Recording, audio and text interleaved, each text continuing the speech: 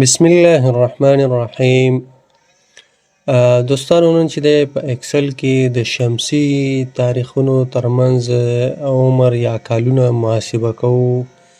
دا طریقه تاسو ته ښیمه، مطلب دا چې تاسو سره څه کارمندان دي یا څه نفر دي غواړئ چې د هغوی عمر دی په شمسي تاریخ باندې دی او د هغوی ترمنځ چې دی تاسې عمر چې دی محاسبه کوئ چې څو کاله دي.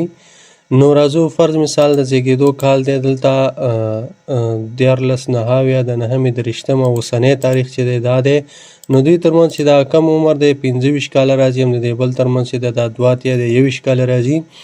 نو دا به څنګه محاسبه کوو؟ زه دا طریقه درته ښیمه. راځو لومړی ګورئ، تاسې داسې هم کولی شئ چې تاریخ په میلادي باندې تاسې انزرټ کړئ او بیا دې ته اوسنی تاریخ راوړئ. زه دغه کلیر کوم. ګورئ دلته میلادي تاریخ دی 2000 دی، 2003، 2014، 2010، 1997. زه غواړم د دې نه چې دی دا عمر محاسبه کوم. نو تاسې که چېرته غواړئ دغه تاریخ په میلادي باندې وي او محاسبه کوئ، نو ډېر په اسانه او ساده طریقې سره تاسې به دلته کنټرول سمیکالن سره تاریخ راوړئ، یا داسې کار وکړئ چې مکمل دا سلیکټ کړئ چې اوسنی تاریخ راشي. تاسې به کنټرول سمیکالن پرس کړئ، تاریخ به راشي، کنټرول انټر به ووهئ. نو د نن ورځې چې کوم تاریخ دی دا به راشي. اوس به تاسې دلته راشئ، دې ځای نه داسې هم کولی شئ چې دا ټول سلیکټ کړئ او په دې باندې رایټ کلیک وکړئ، صرف د دې فارمټ چینج کړئ. فارمټ سیل باندې کلیک کوئ، دلته راځئ انګلیش په ځای تاسې ورته پی پرس کوئ، پښتو مو راوړ. دا چې دی صرف فارمټ یې چینجوئ. اوکې کې ګورئ دی فارمټ چینج شو. اوس هم تاسې کولی شئ د ډیټ ډیف فنکشن په واسطه چې دی تاسې څه راوړئ، د دې هغه کوم ډیټ ډیف قوس به شروع کې اولنی تاریخ ورته سلیکټ کوئ، کامه دویم تاریخ ورته سلیکټ کوئ، اوسنی، او بیا کامه تاسې چې د ډبل کوټیشن کې وای لیکئ، مطلب زه کال د دوی نه راخلم. انټر کوئ، ګورئ 25 کاله د دې راغی. دا یو طریقه شوه. دویمه طریقه دا تاسې وایئ چې نه دا خو صرف فارمټ چینج دی او لیکل شوی چې دی اصلي تاریخ هغه تاسې وګورئ، هغه عیسوي تاریخ دی یا میلادي تاریخ دی. راځو دا طریقه هم درته ښیمه. تاسې اوس وګورئ دغه تاریخونه چې کوم دی دا بالکل شمسي تاریخ لیکل شوی. ګوره 14/2 د 9/28 تاسې ښه وګورئ. نو دې لپاره یو طریقه ده، زه تاسې په هغې باندې پوه کوم، به زده کوئ. راځو مونږ سره چې دی فارسي ټولز په نوم باندې تاسې دلته وګورئ.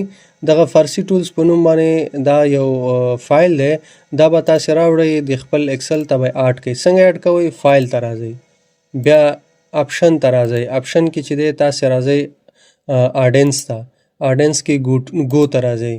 ګو کې چې دی دلته اوس ما اډ کړی، خو طریقه یې درته ښیمه. براوز ته به راشئ. براوز نه وروسته چې تاسې سره په کوم ځای کې دغه فایل دی تاسې به هغه پیدا کړئ. اوس ګوره ما سره دلته فارسي ټولز دی، دا باندې کلیک کوئ، اوکې او یس فایل اډ شو. دا اوکې کوئ. خو تاسې به یو کار دا وکئ چې تاسې به خپل اکسل پسې خلاص کړی کوم شیټ بند یې کړئ او بیا خلاص کړئ، نو بیا به پکې راشي.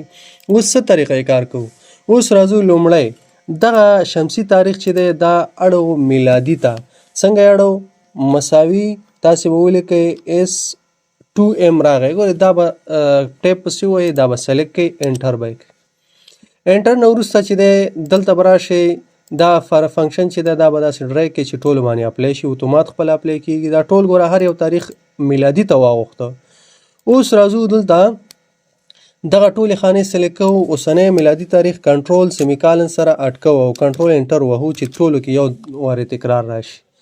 اوس راځو دلته د دې ځای نه مونږ کولی شو چې څه وکړو، د ډیټ ډیف فنکشن په واسطه مونږ د عمر محاسبه کو لیکو. ډیټ شفټ 9 سره قوس شروع کوئ، دغه اولنی کوم چې میلادي تاریخ دی دا ورته سلیکټ کوئ، کامه. اوس ورته کوم چې دی دغه اوسني تاریخ چې کوم سل دی دا E2 راځي، زه ورته دا سلیکټ کوم E2.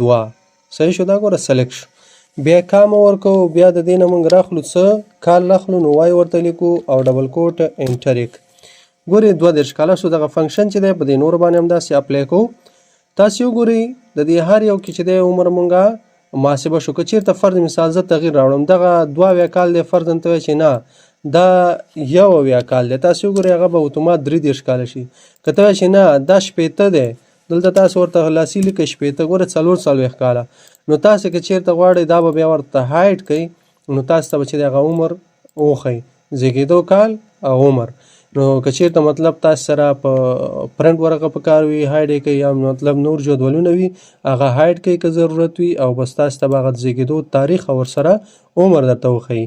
نو په دې طریقه باندې موږ کولی شو چې په اسانۍ سره د شمسي تاریخونو ترمنځ مونږه محاسبه وکړو، کلونه محاسبه کړو په دې طریقې سره.